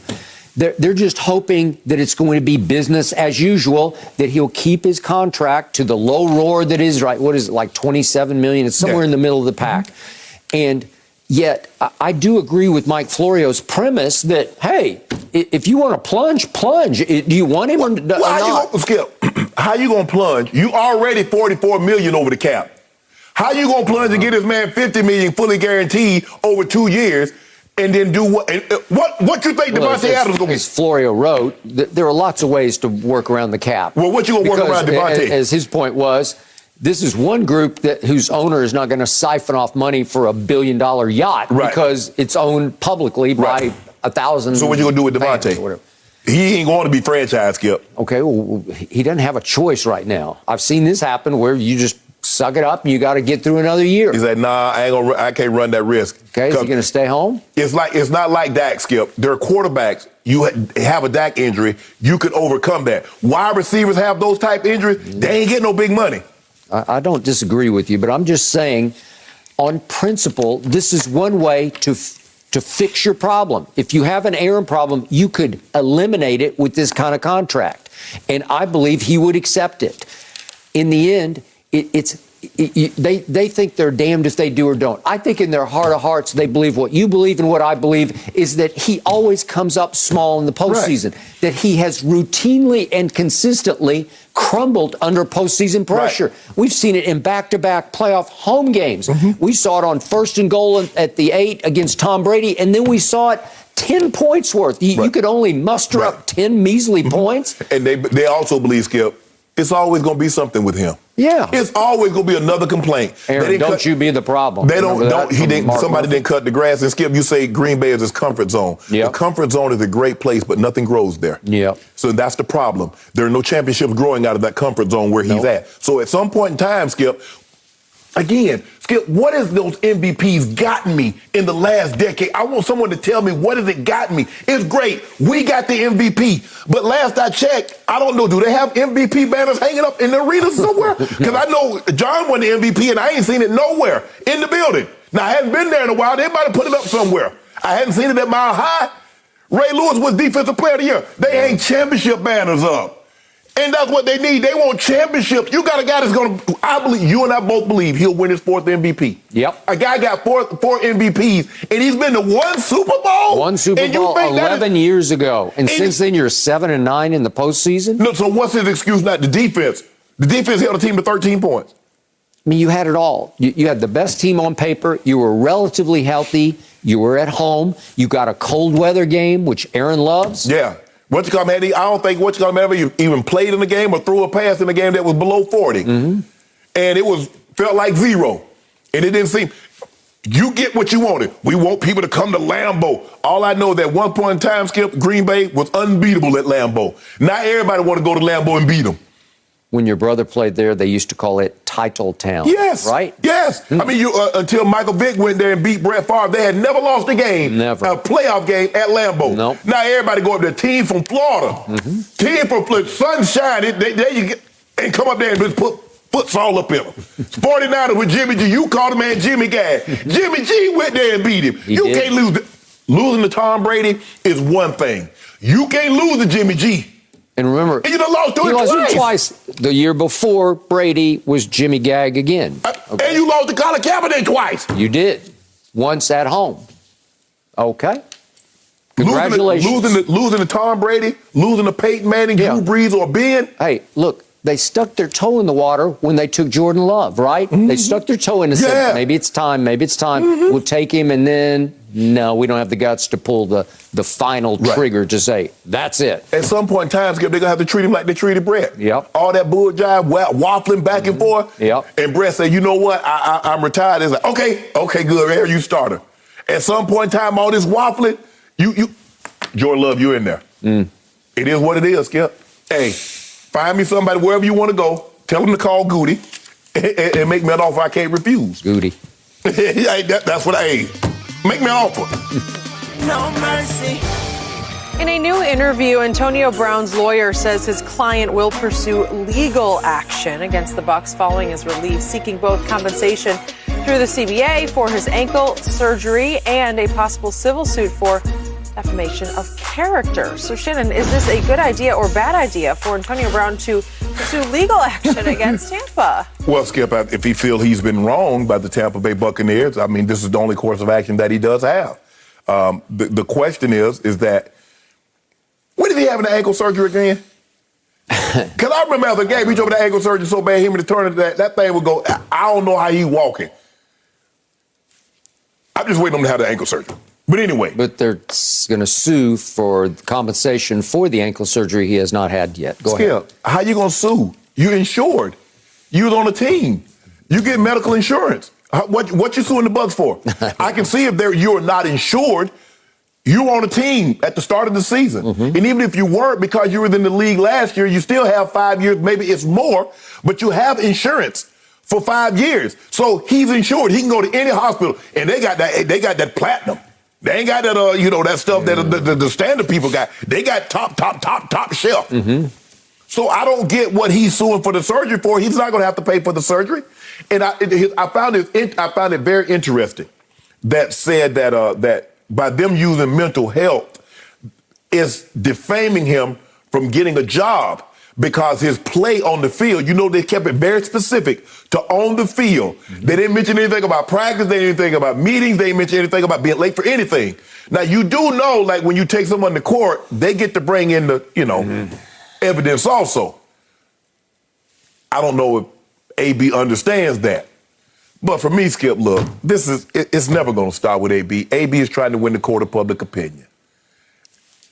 I don't get why he was so upset about not getting targets if his ankle was injured. That's what I don't get. I get all the Toradol, Skip. If you played in the NFL, you've taken the Toradol. Taken the night before the game, taken the day before the night before the game. I've taken it the day of the game. Skip, but we get it. It's all a part of playing in the NFL. Yep. Anybody that tell you it's not, they're lying. I mean, now some guys don't take it, Skip. Some guys like, I ain't taking no shots. Sign me up. I'm taking it because I'm being out there. I want to be out there. I wanted to be out there. But Skip, I don't get what AB's doing with here. And they said, well, you tried to get me to get $200,000 to go. Skip, some people think, and that's in our community, we've looked at mental illness as a stigma. I mean, someone wants you to get better. Maybe it's not because they think you're crazy. Maybe because they try to want to keep you safe from going to that direction. Yep. And so sometimes we got to stop looking at things as a negative and say, well, somebody's really offering me help. Okay. But I just don't. I don't get AB. I don't. Maybe it's not for, like he said, it's not for me to get. He said it's not for everybody to understand AB, and I'm one of the guys that don't. Okay, back to your second point, which was they are threatening to file a civil lawsuit in the form of defamation for the Bucs claiming that Antonio had a spontaneous mental health That ain't what they said. They said they hope he gets the help that he needs. That's what they said. The agent/lawyer says for AB, Antonio was defamed by this spin that he had a mental health episode that makes him someone who's not reliable to do a good job on the field. You see what they kept it very specific. The field. But you got to get to the field. Behavior, practice, meetings, PT. Remember, he was supposed to go to an appointment, a doctor's appointment. Did he make that? No. Oh, okay. So I hark back to a moment we had with our man James Harrison, who was sitting right here, a close friend of Antonio's, a big brother to Antonio, a man who had sat with Antonio at James's house maybe just a few days before as he was melting down or at least unraveling in Pittsburgh. Remember this? Yep. And James sat right there and said of his close friend and almost little brother figure, Antonio Brown, he said, I believe he needs help. And he was talking about some sort of psychological counseling. Okay, you're not a psychiatrist. I'm not a psychiatrist. No. This is deep water. And I don't deny him the right to file a civil suit about this if he so chooses. But even a close friend of Antonio's and Tom Brady, I believe they were close friends. He stayed with Tom up in Foxborough and stayed with him in Tampa. That Tom even said, I hope he gets the help he needs. Right. And I believe Tom was thinking about counseling. And then Antonio went so far as to say that the Bucs offered to pay him $200,000, not a ton of money, but $200,000. Man, to have somebody help me deal with my anger issues and my frustration, I'm going. And the quote from Antonio to Bryant Gumbel was, these guys at the Tampa Bay Bucs tried to make an agreement with me to give me $200,000 to go to the crazy house. That's how he framed it and wrote it off. The rest of it is a whole lot of he said, that he said, that he said, that he said. I love Bryant Gumbel. He did a great job with this interview, hanging tough in there, trying to ask the right questions and trying to stay fair with it. I've known Bryant Gumbel since he was the weekend sportscaster out here in L.A. back in the middle 70s. I wrote a piece about him as an up-and-coming star for the Los Angeles Times. This is all legit to me. This wasn't just some podcast. This was legit. And he tried to hold Antonio's feet to the fire on a few questions. And he got some good answers, and he got some weird answers. And he asked, so how much money are you seeking? And Antonio's answer was, a whole lot of money, a whole lot. And then he asked him about his mental health, and Antonio said, I have mental wealth, okay? All right. I give you that. But Skip, here's the thing.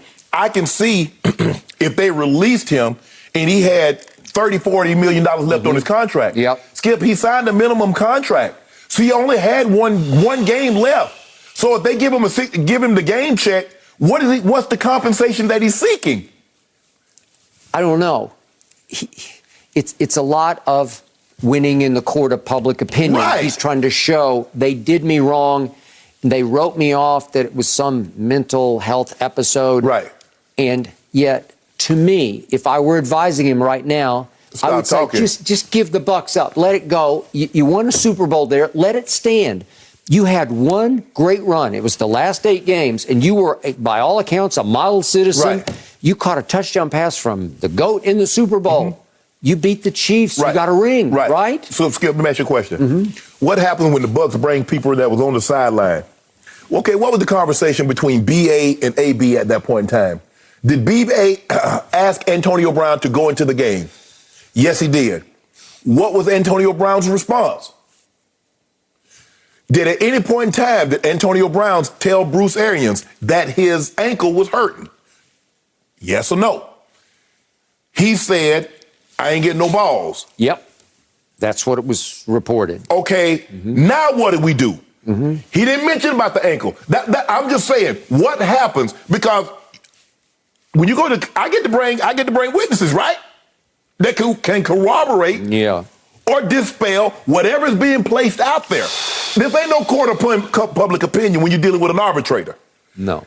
You bring your facts, your witnesses. I bring my facts, my witnesses. And then we put it out there and the arbitrator decides. And I told you a source close to AB told me the day after the meltdown, it was actually the morning of our show on Monday, that when Tom Brady went over to AB on the bench, that AB's response was, "Oh, so Gronk's your boy again." And it was about targets because he had gotten 15 to the tune of 10 catches and 101 yards at Carolina. And all of a sudden they're at the Jets and he got only 4 targets in the first half. Well, Tom was going to get him his sugar. He was going to make sure. But he's saying last night, Tom's my guy. But he went on the podcast right afterward and said, well, Tom ain't throwing me the ball. Well, if Tom's my guy, why I got to play on an earnest contract? Yeah. Now he's on Bryant up and say, well, I know Tom, my guy. That's not what you just said 2 weeks ago. No. So which is it? Is Tom your guy or Tom isn't your guy? So my final takeaway from my point of view for him, advising him, I'd say leave this be, because if you really do want to play again, this is only going to discourage your next potential employer from employing you, because they're going to say, do we want that headache, that potential headache? Skip, what did Lord turn in any situation? What did they tell you? Stop talking. I'm gonna do the talking. You ain't got anything to say. Anything you say can and will be used against you. Just quit talking. We'll have our said date in front of the arbitrator or court, and then we'll do all the talking. We'll present all the facts, and then the facts will speak for themselves. But he got to get out in front of the court. And a lot of people go like, yeah, see, I knew AB, I knew it. I'm gonna wait for you know what? Hopefully, AB will stop talking, and then when the facts come out, then what? Even when the facts come out, you know what's going to happen, Skip? Now, there are going to be some players that's going to say one way or another. Yeah. I hope the players side with AB, because if they don't, they're going to get labeled Coons and Uncle Tom. You sold out for the white man. See, you slave for the see? Instead of saying, okay, this is what happened. They were there. You get labeled a certain way because the way he behaved, we got to co-sign that. I can't do that. You're come with I can't co-sign. When somebody is wrong and it's blatant that he's wrong, say he's wrong. That's all you got to do. So just say he's wrong. In trying to please his followers, I believe AB is about to talk and post his way right out of the league. I'm just not sure he's going to get another Somebody's chance. going to give him an opportunity, Skip. I don't know. Because they believe he can still play, Skip. Every other day that passes now, I say, looking shakier and shakier. In Tampa, it's hard to imagine it working anywhere else at this point. We're going to leave AB for now, but I'm sure he will keep us posted on what is next. No mercy. Anthony Davis scored 8 points and had 2 rebounds in his return for L.A. as the Lakers beat the Nets 106-96. And after the game, LeBron praised the big man, saying, quote, he adds so much more length to our defense. He adds another playmaker, another dynamic player on the floor where you can't have all eyes on myself and Russ and Melo. We're now joined by First Things First co-host Chris Broussard. Chris, will AD be able to save the Lakers? And we're going save at this point. Yeah, well, save. Look, if by save you mean guarantee that they're going to win the West and get to the finals, I'm not ready to go there after they beat up on James Harden and the Nets ball boys. But if you mean by save, make them a viable contender, I will go there. I do think that's possible. Look, the West is open. It's more open than we thought maybe a month ago. Phoenix is great, but they're not frightening anybody. Golden State, Draymond's having injury issues. Klay Thompson hasn't regained his form. Steph is going through the worst slump of his career. Utah's Utah. Memphis is young. So, yeah, can they get back to being a legit contender? I believe so. And here's what AD has to do, because it's all on him. All right, I've given up hope for this time being of AD getting back to the top of his game. I will take near the top of his game. If AD can get near the top of his game, then I think you've got 2 roughly top 10 players in the league. One of them can dominate the interior. One of them can dominate the perimeter, that obviously being LeBron. So I need AD to take care of things inside. That's it. And I know everybody who talks about the 3 and wants to shoot the 3. But we know what led Milwaukee to that championship. Size and Giannis dominating the paint. Yes. Phoenix with DeAndre Ayton, he's tough in there. So AD, he's shooting 17% from 3. I need him to shoot more shots in the paint. He's 4th in the league in paint points per game. So dominate inside, and then the same thing on the defensive end. Because one thing AD's not going to do is make the Lakers younger, and he's not going to help them keep people in front of them, keep people from driving past them to the basket. They're like bottom 5 in points in the paint allowed. So because guys can get to the rim against the Lakers, they need a rim protector, and AD can be that. Last night, 3 blocks in his first 6 minutes. I'm not expecting 4 blocks a game, but if he can alter shots and block shots near the rim, I think that can work, and everybody moves down. Now Malik Monk, some nights I don't need him to be the second scorer. Now he moves down. And Russ, I know Russ is the issue. I think Russ has been humbled enough where they can talk to him because he understands. We saw his apology, right? After, or not apology, but statement when he was benched. Mm-hmm. He understands that the only way I can help myself is to win a championship.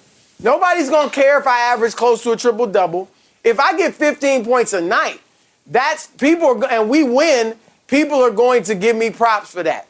So I think they got to talk to him about, look, man, play up his energy. We love your energy. We need it. We're an older team. We need that energy. We want you to make hustle plays. We want you to get out in transition. We want you to concentrate on defense. All right? We want you to, get to the rim and try to finish at the rim. You get rebounds, long rebounds, loose balls, hustle plays. That's what they need from Russ. And I think he's in a place where he might accept that. So, yeah, I've always said they got a puncher's chance. And with AD, I definitely feel like they do. Go ahead. Well, I want to hear what you got to say. No, go ahead. You're Mr. Laker. Nah. I want to hear what you got to say. I want to punch holes in your argument. Like I do in yours? Okay. The key stat that Chris just referred to is over here in this almost far right column. There you go. And it's BS, and it could be just a whole lot of BS. And you've been just dismissing it as just a whole lot of BS, but it's a 4. Yeah. And it's 2 more than LeBron had last night, and it's way more than anybody on the Nets had last night because it's called blocked shots. Yes. What was the key line of the post-game interviews? We heard LeBron, we heard AD, blah, blah, blah. No, I wanted to hear Frankie V as in Frank Vogel, right. And his line was, I shall read it again. Speaking of AD's return, he really changed things for us defensively at the rim. Yes. His anchor to our defense is something that has been sorely missed. Yes. This team, the last 2 years, ranked number 1 in defensive efficiency and shockingly has plummeted to middle of the pack. Right. It's been 17th, 16th. After last night, it rose up because it held the Brooklyn Nets, as he said, the ball boys and James Harden, to 96 points. Right. It's now 15th. It's still dead solid middle of the pack on defense. LeBron has ranked below 200 all year in defensive win shares individually. He has now risen all the way to 175th. We're going to finish we been in top 50. Top 50? Yeah. Okay, well, last night you had 2 blocks because you're really good at stealth blocks, ambush blocks. You can come from behind, but AD, and it shocked me last night. I was watching AD and LeBron just stand next to each other. They almost look like they're the same height. Seriously, it's very close. But what is AD that LeBron is not? AD is incredibly long. Yeah. And so he plays much bigger than his, whatever he's listed at 6'10"-ish, somewhere in there. Mm-hmm. So the point is that LeBron got all this credit, which is fine because he had to play the 5, Usually he can play the 1, 2, 3, 4, 5. He can play the 5. Okay. Is that a lie? It's not a lie, except on defense, he can't play the 5 because he can't anchor. He can't rim protect because he's really not into it anymore because his focus has gone all offense, and I'm not condemning him for that. He's still in high attack mode on offense because he's chasing Kareem, and I think he's chasing a scoring title only the second of the We don't chase anything, Skip. Yes, you do. But we're close. Chasing. But here's the thing, Skip. Let me ask you a question. Let's just say for the sake of argument, LeBron, you do realize in order to get assists, guys got to make shots. So in other words, Stanley Johnson, who's played really, really well, is on his third 10-day contract. You signed Avery Bradley the Wednesday before the season started. Mm-hmm. So you do realize in order to get assists, Chris, if I'm not mistaken, you pass the ball to a guy and the guy puts the ball in the basket. Now, guys that they were counting on, Kent Bazemore, Trevor Ariza, coach's decision. Wayne Ellington, coach's decision. Dwight Howard, DeAndre Jordan, all coach's decision. Kent Bazemore got in there 136. Guys that he started the season. Austin Reeves, undrafted. So you're asking guys to do things. LeBron can't sit in the chair anymore. Even when LeBron was at his peak, he would play a quarter at the fourth quarter. He would take Tim Duncan. Right. Or he would play. But you're asking him to play the entire game? Nah, he can't play the entire game, especially going against a Jokic, going up against a DeAndre Ayton, or going up against a Joel Embiid. No. But if you need spots here and there, sure, he can do that. But Skip, I mean, come on now. You asking this man to make it work. You said he has to overcome rust. He does. And he did last night. But he's also taken the third most shots in the league. So he's all offense and very little to no defense. But I mean, what guy? Okay. Hold on. You tell me the guy that's up there that's challenging with shot that plays defense. None of them? I don't know. Does Jason Tatum play defense? No! Paul George plays defense. And he's man, Paul George ain't played in 2 months. Oh, well, he's played defense in 2 months. No, Paul George don't play. Paul George can not Skip. He's not the same Paul George that sits in the chair. Those guys, nobody's sitting in the chair like that anymore, Skip. Those days are over. Even Kawhi, Chris, you remember the last 3 years? Kawhi ain't playing defense like he was known in San Antonio in his first year in Toronto. He ain't playing defense. The guys don't play defense like that. Kawhi's turned into an offensive juggernaut. My guy, Skip, I just got to go. My guy in year 19 is doing things you couldn't even dream of. When you lay your head down on that pillow next to Ernestine and you go, man, he going to be terrible this year. I just know it. He averages 29. He averages 7. And they're 24 and 24? Yikes. I'll tell you what. I sure would like to see, you know what I'd like to see? Kevin Durant play alongside Russ and Avery Bradley and Stanley Johnson and Horton Tucker and Melo and Austin Reeves and Bazemore. What you think his record going to be, Chris? You really not just that last good. week. Yeah, honestly. Yeah, just last week they lost by 37 at Denver, and then they turned right around and trailed Miami by 26. And guess what? And we got it all the way down. Script, we had last night, we had 8 turnovers. I ain't gonna say who had 5 of them, but we had 8 turnovers, and you know who had 5. Yep. Don't do it, Skip. I'm not gonna do it. Okay. I won't do it because we don't have time. But I'm gonna sum this up to answer Jenny's question. I do believe that AD will save them, as in elevating them to the 4th best team behind Memphis and Phoenix and Golden State. The 4th best team. Yeah, they go past Denver. Absolutely, past Utah. Utah's past them. Utah. I don't know what's going on with Utah. Well, I don't know. They free falling. They've lost what? I don't know about Denver. Jokic is on another level. You see He's not on Embiid's level. Oh, you see what Jokic doing? Yeah. 28, 21, and 9. Yeah. What's wrong with their team? 25 and 21. Hold on, the man messing with Jamal Murray, the guy missing Michael Porter Jr. Come on, Skip, man. And he's still doing that? Embiid's missing Ben Simmons. He's still doing that? You told me Ben Simmons nothing. I didn't say that. Yeah. No, you told me he was nothing. At this point, I told you he wasn't playing for him. Kind of irrelevant to the conversation. Yeah. Chris, we do appreciate you joining, though, and helping us with that one. We'll check in with you very soon. No mercy. On a recent episode of his podcast, Shaquille O'Neal is vouching for Deion Sanders to be the next coach of the Cowboys, replacing Mike McCarthy. Shaq said, quote, "You want Dallas back rocking? Bring Deion to the fold. Deion will hold those players accountable." So, Shannon, how successful would Deion be as the head coach of the Cowboys? I think Time would be successful anywhere he went because he has an unbelievable ability to motivate people. He connects with people. And Shaq is right. He does hold people accountable. I think he would be better elsewhere because Time is his own man. He doesn't like people meddling, and for the most part, people have given him leeway. I think people at Jackson State, they don't bother him. They let him do his thing. He's done a great job of hiring people from that was on the NFL, either played or coached in the NFL, on his staff. Because, Skip, that's really what it comes down to. The head coach is the CEO. It's all about who you hire up under you, being able to delegate. Offensive coordinator, defensive coordinator, special teams coach, position coaches, getting the best people and being able to get the best out of those players. And I believe Deion could do. There's no question in my mind he could do that. And what's most surprising, and we talk every week, not a week goes by and very little about football, is that his patience. Skip, that's why Shannon, you want to coach? You see Deion, you see Eddie George, you see this one down. I said no, because I don't have patience. Because I could never understand, Skip, how we could practice something all week, have the first 15 walk through it on Saturday. The first 15 the night before the game. Plays scripted. Yep. And then somebody come out there and monk them up. I'm losing my mind. I'm going crazy. I'm like, bro, we've been practicing this all week. That's a grown man.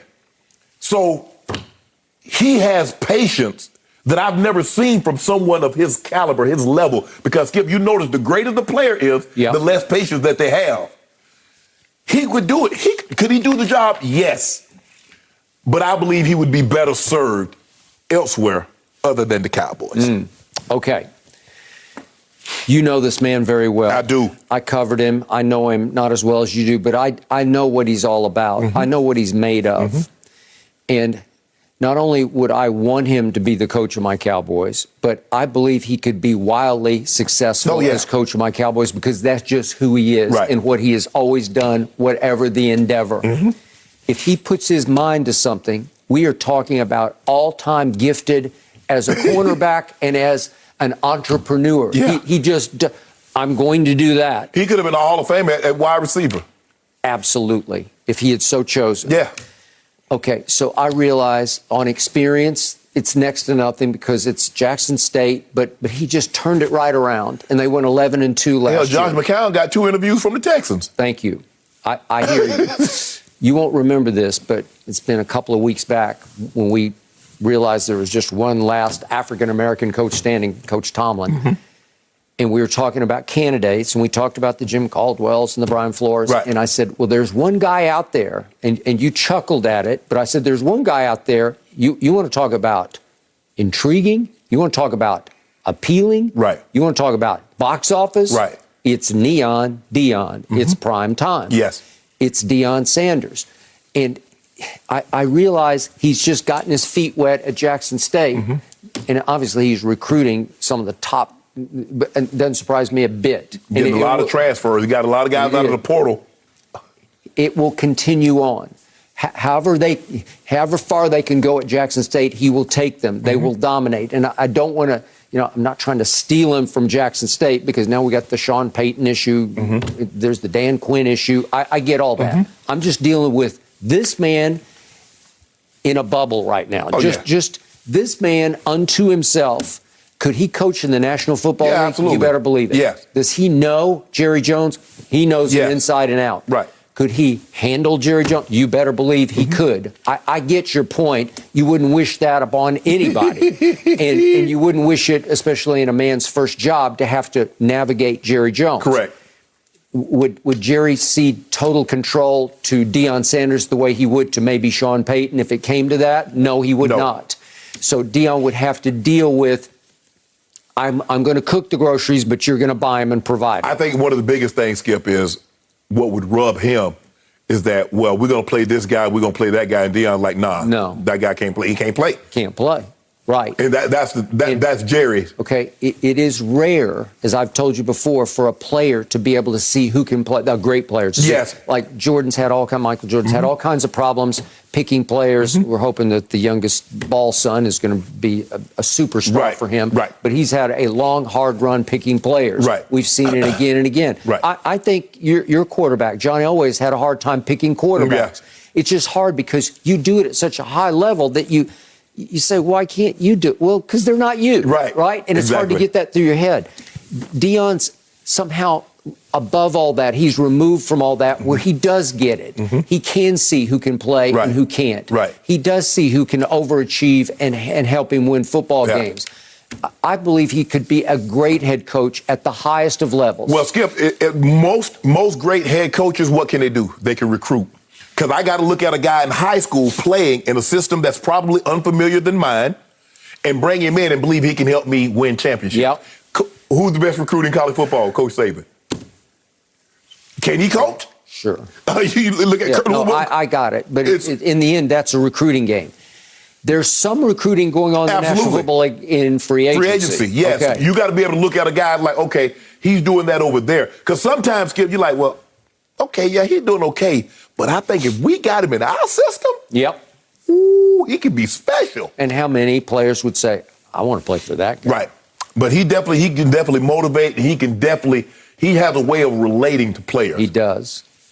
Every time he talks, I want to listen. Every quote, every time. It's just, I can't get enough of it. No mercy.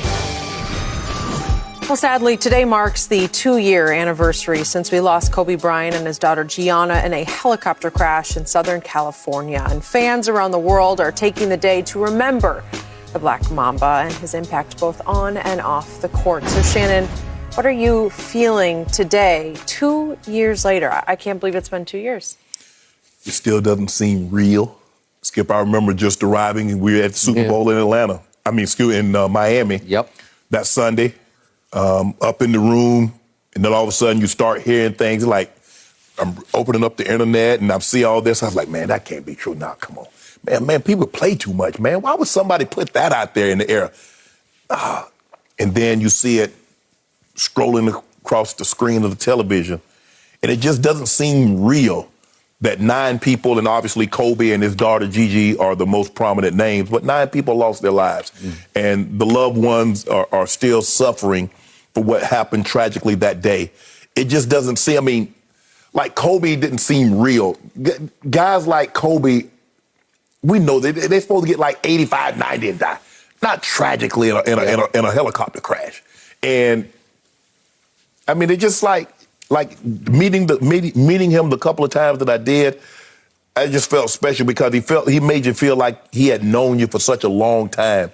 And to have his life and these 9 men, and I think it was a father and some young ladies on their way to a basketball game, Skip, to lose their life tragically like this, it just doesn't seem real. It doesn't, even as I drive around, Skip, and I go downtown sometime and I see the murals of Kobe and I see Gigi, and I see, you open it up and people, the Mama Cita Academy, it's just like, Kobe really gone? Kobe is gone? For real? Kobe not supposed to die.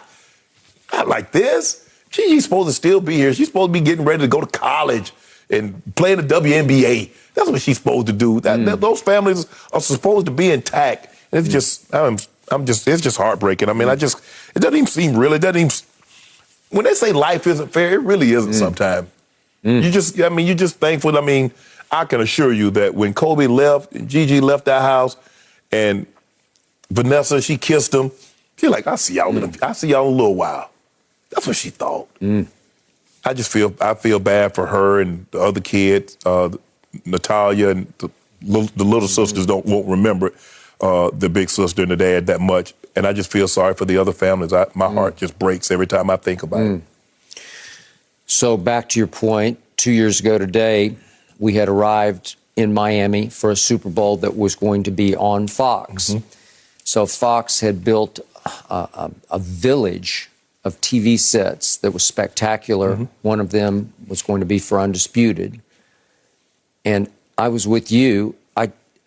I spent the whole Sunday evening saying, well, that just can't be true. Right. It cannot, no. And I kept saying, not Kobe. And then I saw it's trending all afternoon, not Kobe. Right. Well, it can't be Kobe. Right. I had to sleep on it and wake up the next morning, our first morning to have the show there, that the gravity of this hit me. He is gone. Yeah. This is surreal. And now we face the challenge of having to go do a show on South Beach at our new digs. Right.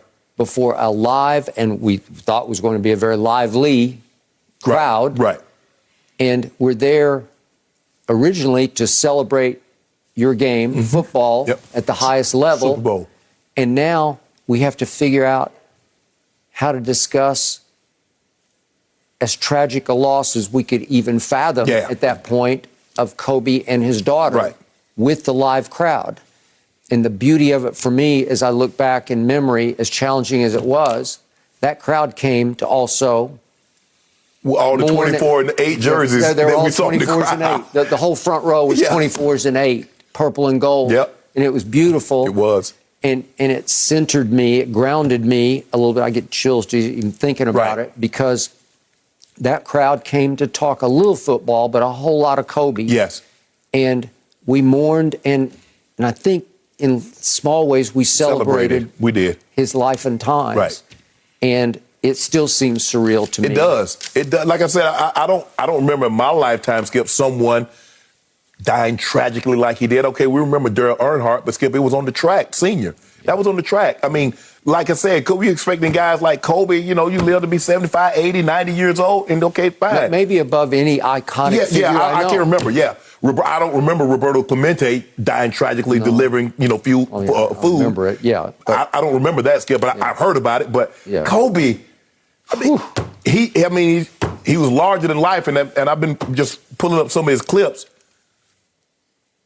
I mean, talking about it doesn't do it justice. I think everybody should just spend 1 hour just watching some of his highlights to get a great appreciation of just how spectacular he was. Good idea.